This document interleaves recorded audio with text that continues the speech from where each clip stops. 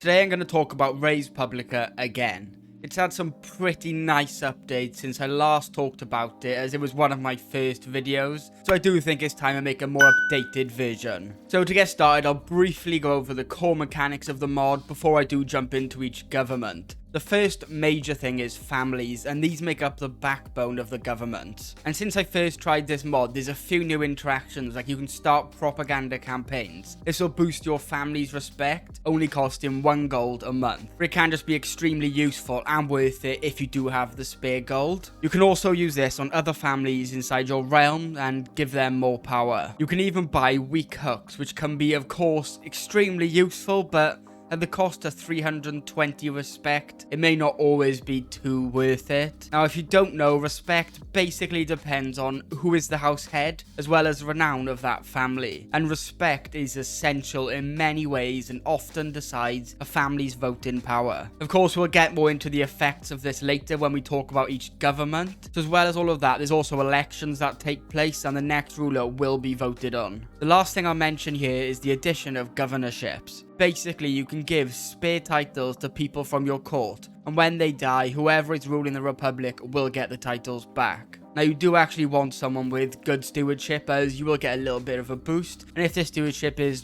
pretty bad, you'll have a negative modifier on the county until they stop running it. So now on to the actual government. The first is a Senate, which is going to be the hardest type of government, as you will have the least voting power. So certain laws like changing your term limits can be a little bit awkward, but playing as a Senate does have some pretty cool and unique events to it. You gain the ability to bribe senators from opposing houses to join your house, increasing your own voting power, which of course, like we just mentioned, will be super helpful in changing laws. And while at war, you can vote to enter a dictatorship, but you can do whatever you want until the end of the war, as well as some new decisions like forcing more men-at-arms to war, although causing control to drop inside your realm, or you can simply force more taxes and so on. And then when the war eventually does come to an end, another election will begin to vote for the next ruler to go into power. Well, if you actually allow it. You can actually decide to fight all your vassals to keep the dictatorship. Now the second form is a council, which makes things a little easier, as you will only have to compete against the 5 most respected families, meaning you can get your way a little bit easier. Now, one thing that's really important and you need to remember for this type of government is the 3 classes: the clergy, the nobility, and the commoners. And each class will either like or dislike policies you pass, and it's easily shown by the 3 bars on the council screen, or you can just see it on the character modifiers. Now, I won't go into crazy depth, as the mod description sums it up better than I ever could. Someone building tall might want the popular approval for development, while a religious ruler might want the clergy's approval, and someone trying to keep control of an empire needs the nobility's approval. The next government is the elected ruler, which is very similar to being a feudal ruler with the addition of families and of course respect and so on. Now they do say this government will be expanded on eventually to add more unique features, so we definitely have even more to look forward to here. The last type is the Parliament government, and it's definitely the most interesting and most in-depth one. There's 2 sections: the House of Lords, where each family gets exactly 1 vote, so it's always equal, and then there's the House of Commons, which includes each county inside of your realm that fit into your citizenship laws. So you can actually set if you only want counties with the exact same culture and religion as you. Now under each county you can actually see the total votes, and this is decided by the development. So the more development a county has, the more votes they're actually going to get. And this definitely is my favourite kind, as it's just the most in-depth and the most fun to use. Now to end the video, I want to mention some other big changes from the recent update. There's new factions that can form, such as the Republican faction, where vassals will try and force an elected ruler republic and change the government type.